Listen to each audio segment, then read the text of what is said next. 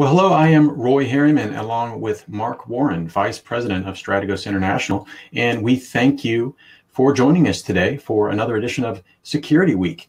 We have a really unique topic today.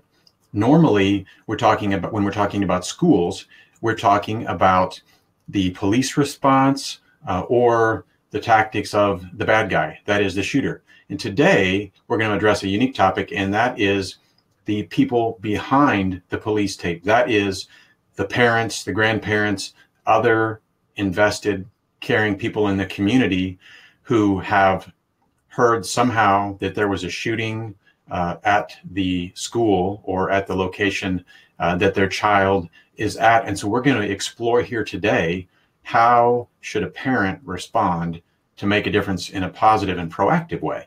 And I would like to ask a couple of favors of you. First of all, thank you for watching. Second of all, if you benefit from what is shared here, we do ask that you share that on Facebook.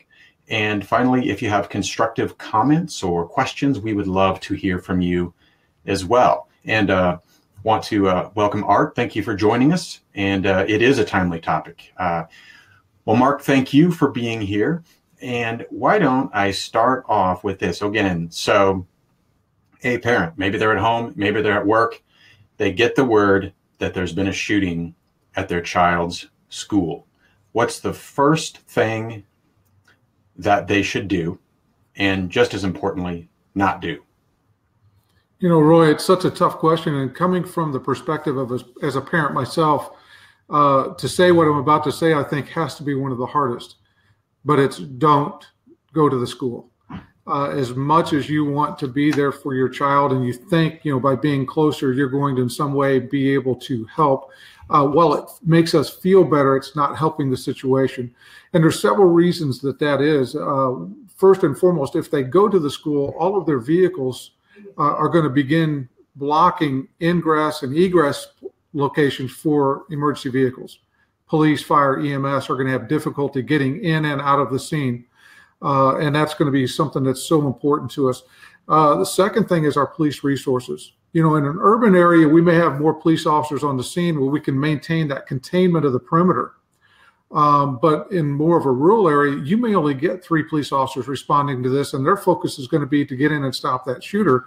And whoever is there trying to maintain that containment, because they don't want a parent to go into that school and interject themselves where that they could become part of the problem or another victim. So that in the whole area generally is not safe. We don't know if there's not a secondary attack or maybe some type of a secondary device that's set up to get anyone that's waiting outside of the school.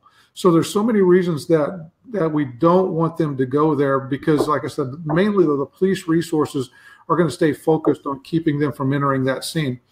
So as hard as it is, wait for the notification from the district, from the police department, whoever that comes from in your community, on the reunification point. And then be prepared to go to that reunification point, and you should take with you your ID and any information on your student or your child, a picture, maybe their birth certificate. Because what really needs to happen there at the reunification point then is they're going to be trying to obviously reunify you with your loved one, and the school has to take extra precautions. We've already been through a crisis. What we don't want to do is create another one by releasing a child maybe to an estranged parent that should have no business picking them up. Maybe there's a restraining order against that person that shouldn't have custody of that child. So there's a lot of things that kind of go on in the background that maybe parents don't realize that we have to verify, or that the school district has to verify. So several things, Mark.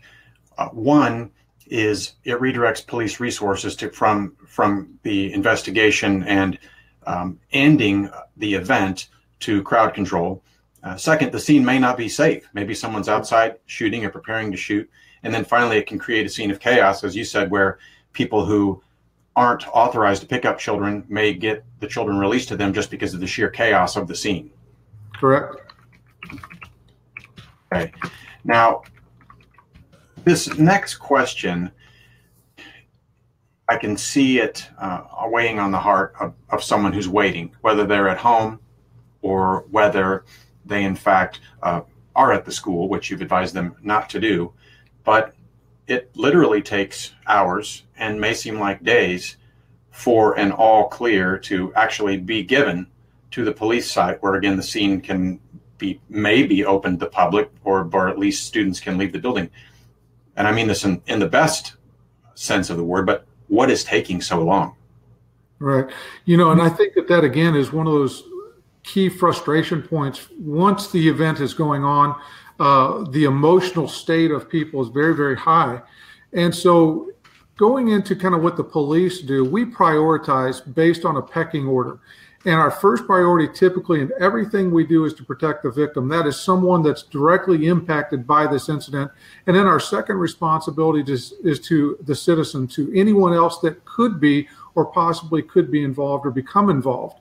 And then finally, police officers, and then last, the suspect. So that pecking order is there. But in this specific incident of a homicide in progress, the one thing that changes is the first priority of police is to stop that threat. Now, we train police officers. There are several ways that we stop that threat, whether we actively stop them, shoot them, kill them, wound them, whatever that case may be. We force an isolated barricade where we force them into a bathroom where there's no one else in there, and now we have a barricaded armed party where we use different tactics at that point, or they stop on their own and surrender, or they leave the building. So that's our first priority, to remove him from the possibility of hurting anyone else. Then the second thing that we have to do is, and now these are starting to go on simultaneously depending on the police resources. The more resources we have to throw at this problem, the better we're going to be, hopefully, at the secondary search. Let's say Columbine is an example. It wasn't just the threat of the shooters. There was 2 shooters armed with multiple weapons, but they also used explosive devices. So now you have these explosive devices in the environment that if we automatically just bring a classroom of students into that hallway that we believe is secured, but it's not, we could seriously injure or kill somebody by some type of secondary incident. So at that point, we've got to start trying to make sure that the scene is safe for those types of things, a second shooter or a second device. And then we're also trying to focus on evacuating and treating wounded people. That's got to be, and there's a lot of places that say, 1, stop the killing, then stop the bleeding. And so that's where our next focus is. And each community is going to be different. You have some communities that are relying on the rescue task force where medical personnel are being escorted in by police. But you have a lot of communities that haven't adopted that best practice yet.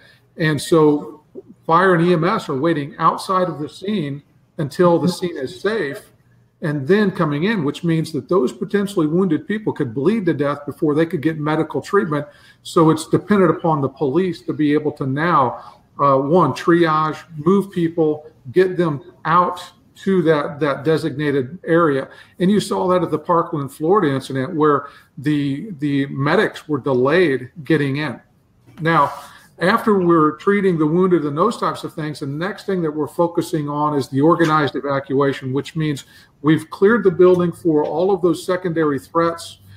We've established control over the perimeter and everything else. We've determined where we're going to be removing these students to. So we have to have a reunification point identified that will suffice. It's got to be secured. It's got to allow, a good level of protection for the personnel that we're about to move in there. And then how are we going to transport people to those locations? So that's going to be, again, what has the school district and the local police department and other emergency responders done preparing for this type of an incident to have those things lined out? Buses. Is it a contract bus system, or does the district own the buses? If they own the buses, we get them pulled up. We start evacuating room by room, bringing those students, teachers, faculty, and staff onto that bus and then transporting them to another location. So that's what we're really trying to do. And what the parents have to understand is the good news is once the killing is stopped, we're gaining control. And now we're starting to put into place a process that limits the likelihood of more injury. Don't damage something worse. Let's slow down and make sure we're doing the right thing next. And so sometimes it just takes more time. Excellent thoughts. And you raise a lot of questions. Is it a legitimate thing for parents to respectfully call their school district and say, hey, what's the plan? It is. I have to be careful. I don't want to insult anyone, but being a parent myself, I know for the most part, I was kind of disconnected. My daughter might come home and talk to me about what happened at school that day, but the reality is I didn't have direct communication or contact with anyone at the school. So everything that I knew about what was going on at school was through my daughter. And depending on the age, and we all know what a teenage child is like, how was school today? Oh, fine. You're not getting a lot more information. So the problem is parents need to get involved. They need to be attending school board meetings. They need to make sure that they are maintaining the appropriate contact and involvement with the school so that they truly have an understanding of what is going on and developing the relationship before it's ever needed. If you talk to your child's daughter or your child's teacher, but you never have a conversation, but now it's because of something negative, it's much more difficult to have that conversation because everyone gets defensive. But if I've developed a relationship, they know that I'm generally a good person and they're a good person, and we have this mutual understanding. It makes it a lot easier to have those difficult conversations sometimes that we need to be having. Get informed and get involved before a crisis. And just wanted to call out a question. Phil Coffer asks, will this video be available after it is live? And yes, it'll be available, as I believe Vaughn Baker chimed in on our Facebook page, but also on our website at strategosintl.com. And again, we thank everyone who is a part of this important conversation for watching. And if you have benefited from it, we encourage you to share it with others on Facebook, and we welcome constructive comments and criticism. Mark, a question that I know has to come up often, and that is, how should, and it touches on what you just shared about being informed, but how should parents get the word about a crisis at the school? Are they simply reliant on TV news and whatever information or misinformation may float up on social media? Is there an official channel that they should be looking to get information? This is one of the difficult things here in America still that we're struggling with. Communication is the most vital link in any crisis, and it's the first thing that breaks down in any crisis. So one thing that I'm going to really encourage parents to be doing, and that is, one, maintain your contact information with the school district. In other words, if your cell phone number changed, you need to be updating that with the school district. While those robocalls and those messages that come out sometimes can be a burden or troublesome, there's going to be so many different ways that the district can communicate with the parent. And if the parent's not participating by making sure their information's updated, that's one of the biggest complaints I hear from talking to school districts is they just won't update the information. They need to do that because we want the school to have as many forms of communication with everybody that's going to be involved, with the student, with faculty, staff, with the public and parents, so that we know that those messages are getting out. So they may be coming through the robocalls. They may be coming through text messaging programs. They may be coming through social media channels. And then there's also a lot of crisis apps that we recommend, one being Crisis Go, where a parent can actually sign up for that app. And if the school district is using it, it's a direct contact means during a crisis. And it's just got a lot of strong benefits for them. So first and foremost, obviously, the best information is probably going to come from the school and or the police department. And then finally, the media. The media is out there trying to beat the bushes to get the story, and I understand that that's their job. But also sometimes you have students posting stuff on social media that's not completely accurate. And the problem now is it can create a larger problem. And let's talk about that for a moment. So you're a parent behind the police tape, or a grandparent, or a guardian, or just someone who's concerned about kids.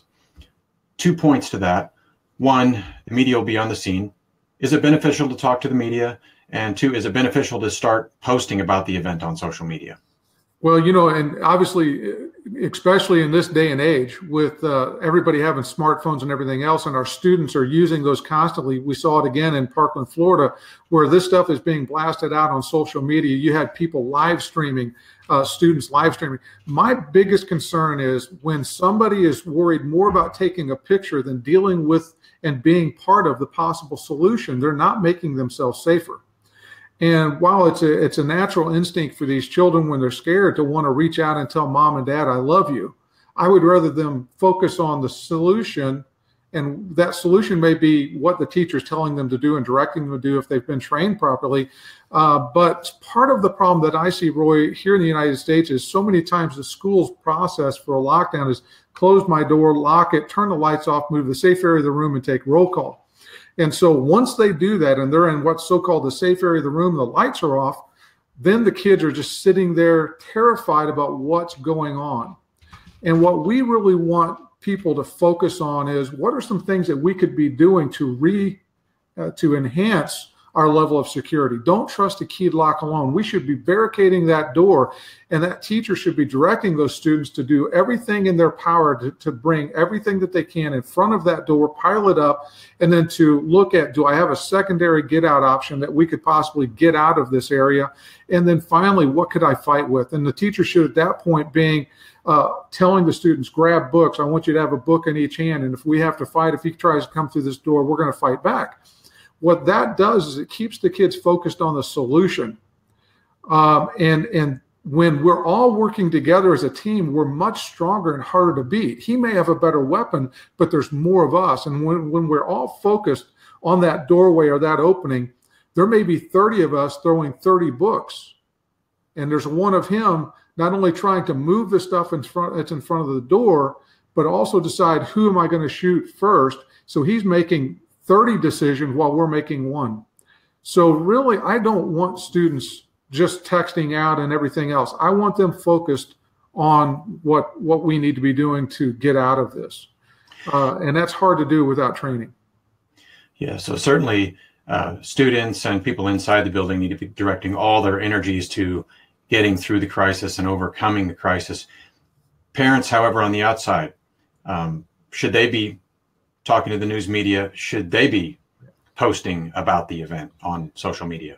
I can't tell them, no, you shouldn't. Obviously, First Amendment rights. But at the same time, that's part of the other reason by having the parents not automatically go to that location, we're not jamming that area full, and we're not providing immediate access to allow some of this tainted information or this incorrect information to start being reported. Because here's the problem. In that command post, typically we're going to be fielding some of that information that comes in. And so when these students are texting out information to their parents, and then their parents are talking on the media that there's a second shooter, but none of that's been confirmed. Now the police are looking for that second shooter, and again, it's pulling those resources away. So I'm not going to say you shouldn't talk to them, but I'm just going to say that it's better really to make sure that it's vetted information, that specifically if you have important information, don't necessarily share it with the media. Maybe you need to call the police and say, my daughter or my child just texted me this information. They're saying that in hallway 100, they saw a shooter that was dressed like this. And at least then that becomes part of our record. We know what we're looking for, and we can start assigning the appropriate people on a task to try to identify and track that down, whether it's officers inside the building to make sure there's not a second shooter. So it just creates a lot more confusion, and sometimes that just makes the situation worse. That makes sense. I'm sure we can't count the number of times that a report has been corrected, and it seems that the pressure that the media faces, not trying to justify what they do, but everyone wants to get the scoop, everyone wants to be first. So if someone posts that, oh, there's a third shooter, often they'll run with it, even if they don't have any validation. So then if we magnify that echo chamber, then we just cause a chaos and cause chaos and frenzy. And I can give you an example, Roy, of how that really affects us sometimes. In Columbine, you had two shooters wearing long black trench coats. So the initial 911 reports were describing them dressed in those clothes. Once they were in the school for a period of time, they took those trench coats off. And then we got additional 911 calls describing 2 shooters in T-shirts. So we went from 2 to 4 suspects. Then there was the report of somebody on the roof. So now they're thinking there's possibly 5 suspects. This is a terrorist incident. And then the training of law enforcement at the time really not being what it should. We didn't do what we needed to do. And then you saw the same thing in Sandy Hook, where the shooter was carrying his brother's ID. So there's different things, or that his mother taught at the school. Well, we found out later on she never taught at the school, so there wasn't a direct tie necessarily for him to go to that school, except for he had attended there from 1st to 5th grade. So, sometimes that confusion really does kind of create a larger problem for law enforcement as we're trying to gain control of this overall situation to stop the killing. Sure. If we're behind the police tape and we have valuable information, we should be sharing that with law enforcement, not posting or tweeting or that sort of thing. Absolutely. I want to just acknowledge a few comments here that are related to what we're talking about. From David Appel, he says, everyone should know basic first aid and CPR. They would be glad they did. That seems like a very non-controversial and commonsensical thing. I definitely want to run with what David just said, because that's something that we've been saying for a long, long time. When you look at the different peer groups that could be caught up in a crisis like this, one of the things that we started saying is true first responder, the people that are there when this thing happens, really need to be trained in crisis casualty care. That's your teachers, faculty, and staff. If you had a student that was wounded, we got them into a classroom, we've locked down, we've barricaded that door, we don't have a secondary get out point. We have one way in, one way out. We can't open that door, but I have a trained teacher and staff that understands crisis casualty care, how to treat a critical wound, how to stop the bleeding or slow down the bleeding in that golden hour. We can save so many lives. But we can take that a step farther. There is no reason. Now, I'm not a huge fan a lot of times on training students on how to respond, because depending on the age group and their sense of mortality, they could subject themselves to a threat unnecessarily. But this is an area that the students should be trained in. You've got very few kids anymore that really get involved in Boy Scouts, Girl Scouts, whatever the case may be, where they're learning some of these skill sets like first aid. And in our schools today, there's no reason that we should not be training our students in crisis casualty care as a life skill that they will take with them the rest of their lives. Whether it's a car accident with a serious injury, for me and my brother, having been Boy Scouts, and one of our good friends got seriously injured in a bicycle accident 2 miles back in the woods and was bleeding profusely from his leg, that we understood, even as young as we were, to put a pressure bandage on that, and it still didn't stop it, to the point that we put a tourniquet on it, put him on the back of a bicycle, and pedaled 2 miles back to the nearest fire station. But it was a skill set that we had learned in Boy Scouts. So I really do believe that this is an area that we could be training our children in. Now they're in that classroom. Columbine, you had a teacher that was wounded, and you had students attempting to provide him first aid. In several other incidents, we had, I know in one incident, an Eagle Scout that had been trained in first aid that saved a life. That's an area that I agree with David 100%, that there is no reason that this should not be part of the curriculum in our schools. And I'm going to be blunt. If we're willing to train them about some of the stuff that we teach them in without getting too far off the reservation, as far as things that they are taking on the role that maybe a parent should be training their children in, and they're putting that in the curriculum of our schools, I would rather them train them in something like this than that.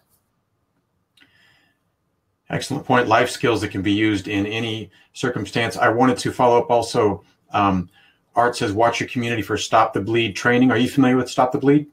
Yes. And I just want to say, Art up in South Dakota, they have been very, very proactive with the things that they're doing up there. They put trauma kits on every single police officer. They gave them training so that they can, one, self-aid, and then it's gone even further than that. And they're doing stuff in the schools right now. And I saw David just said he's taken the 3 critical C's.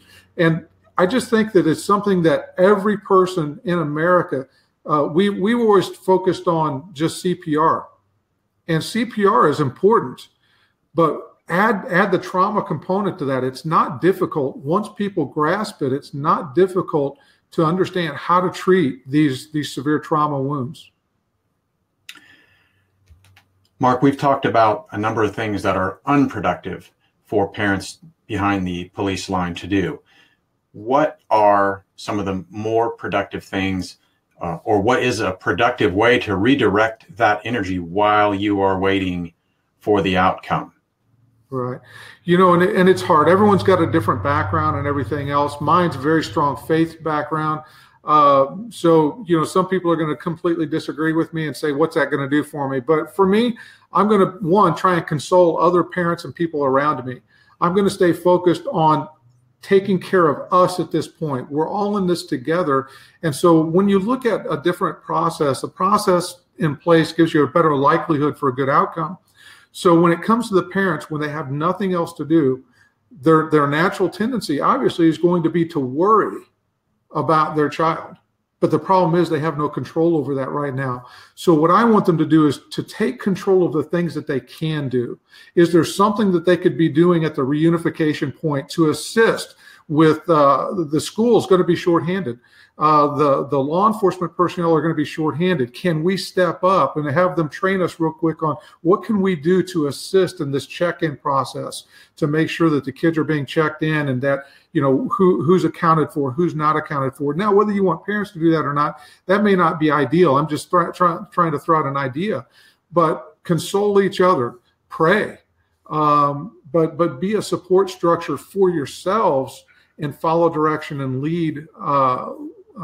Do what they're asking you to do. And it's just hard right there because right now we're so emotional because it's our children that are at risk.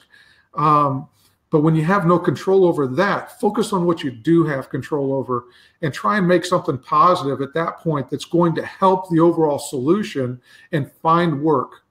Find something. If there's someone there that's having a harder time with this than you are, go over, put your arm around them and reassure them and focus on each other. That's an excellent suggestion to redirect some of that nervous energy and anxiety. And again, just to repeat for anyone who's coming on now, we strongly exhort people, don't go to the school and cause chaos and cause the police to have to deal with crowd control. Stay at your post. And as Mark said, reach out to some other parents. Use that energy to encourage people who, like us, are in a crisis, are in need. I have a couple of the comments here I want to recognize. And again, we encourage you, thank you for watching. If this has been beneficial, we encourage you to share it, and we do welcome comments. Alan, thank you. We're glad it's great information. We really want to be about protecting people and helping them to make right decisions under duress. And then Guy from Texas has a great question, which also ties in with our closing question. And Guy is asking, what are your thoughts on behavior pattern recognition training for key personnel in schools? So let's keep that question front of mind. And it ties in exactly with my final question, and that is, what is it that we as parents can do on the front end before any crisis has occurred to be proactive in being a part of the solution to keep these types of events from happening in our community? Right. You know, I kind of hit on it just a minute ago because this is a tough question because you can sure step on people's toes. But the reality is this: don't wait for the crisis to finally care enough to ask. If this is a concern for you, then you probably need to start with your students or your child's teacher. What's the plan for your classroom? To get involved in the school board and ask the school board at an open meeting, what's the plan in the district if this should happen at our school? When parents wake up and start putting pressure on these schools to prioritize what truly is important for that school to be doing, we're going to have better responses to this thing. And as difficult as that is, I'll give you an example of something that tends to frustrate me. We may get called in by a school district to come in and do a security assessment. And in that security assessment, we look at it from intruder response, and we basically say, these are the things that we think you need to do to make your school more secure. And then we give them short-term, midterm, long-term goals on things that they could be improving, because obviously time and money. And there's so many times that you make those recommendations and they say, well, we don't have the money to do that. But they just passed $1 million bond to get a new turf field put on their football field. Who voted that bond in was the parents. Well, if the parents knew that the school might not be as well prepared as they thought they were, maybe that bond money, instead of going to the football field, should have gone to the security for that school to make sure that those kids are truly safe. Not that we feel safer, but that we are safer. And there's a huge difference there. And that's why I think it's so important for parents to become more involved in what is going on. We've gotten to the point in our society that the school is merely a babysitter so that I can go to work my 8 hours, and not have to worry about my kids. They've got somebody over watching them and taking care of them. And I think that the school environment has to be a secured, safe learning environment. And the only way that we're going to do that is to know that we're doing the right things. And sometimes it depends on who you ask. There are a lot of people that have opinions. I have my opinions, and that's what they are, but they're fairly well-educated opinions, and sometimes that makes a difference. So again, for parents to get involved, it's not just ask the questions, but now, how do you know it's the right answer? And to go back to Guy's question, that's an area that I think has to be looked at. Every single time that we look at a school district, and I ask teachers, there's someone in your community today that you believe could be capable of carrying out an act like this? I see teachers shaking their head yes. As soon as I ask that question, in their minds, they see the face of somebody that they believe could be capable of carrying out an act. That is a behavioral indicator about that person. We call it a gut instinct or whatever, but the reality is these behavioral patterns are there. Parkland, Florida, the behavioral patterns were there. And I'm going to step out on a limb. I'm not a psychologist, but I'm going to be willing to bet you money that kid that carried out the attack at Parkland, Florida, all of those times he was making those statements, he was crying for help. He lost his father years ago. He lost his biological mother. Now he's living with an adoptive mother, and he's crying for help, and the system failed him. He had a counselor. Oh, he's not that bad. You had a family resource. Well, he's not that bad. You had people trying to take care of him. Well, he's not that bad. But he fell through the cracks because our systems failed him. And I believe, honestly, he was trying to call for help. And when he didn't get the help, he carried out his act. I'm not justifying what he did, but those are the behavioral indicators. And just as you and I discussed, we're working with a school district in Arkansas tomorrow that we are actually doing a school-wide assembly for every child from 6th to 12th grade to talk about that very thing, behavioral indicators amongst your peers, and what are some of the things that you should be looking at that are concerning behaviors that you need to let other people know about. Once we're done with the students, then we're doing it for staff-wide, all of the teachers, faculty, and staff. And then that evening, we're doing a parents conference to talk about the stuff that we've talked about today, as well as some of those behavioral indicators that parents need to be aware of, to look for either in their own child or their child's friend. And parents are in a position, really from the preventative side, to be our greatest ally. A lot of these incidents over the years, we've done better at preventing a lot of these school shootings. We capture and stop a lot more than ever get through and happen. It's just that when they happen, it's tragic. But when we stop them from happening, it really doesn't get the news because it's much low level. But it's typically because of two peer groups that we wind up preventing these things: students and parents. They see something, they hear something, they notify the appropriate people, and that information is followed up on correctly, and we prevent these things from happening. And so for me, on the prevention side, parents need to know, one, what's the true definition of the 4 types of bullying, and what does that really mean? Because sometimes children come home and say, I've been bullied, and the parents are upset, but maybe it really doesn't rise to the level. But the big thing is it's their perspective. It's that child's perspective of whether they're being bullied. even though we recognize 4 types of bullying. And the big thing for parents that's different from when we went to school is cyberbullying. These kids today are available 24/7, 365 days a year through all of the social media, electronic devices that we surround ourselves with. So that is a difference in the parent possibly when they were in school and the child. Second thing a parent needs to be educated on is suicide awareness and prevention. These people typically are suicidal and homicidal. So obviously, if we're trained to look for those signs and symptoms of somebody that's suicidal, 1, we may prevent a student from committing suicide or our own child. And 2, we may also get a person help that they need before they carry out an act like this.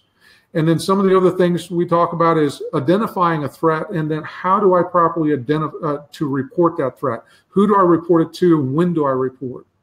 All of those are crucial components. And then last, the parents have to understand what the school has been doing to train faculty and staff to respond to these types of things.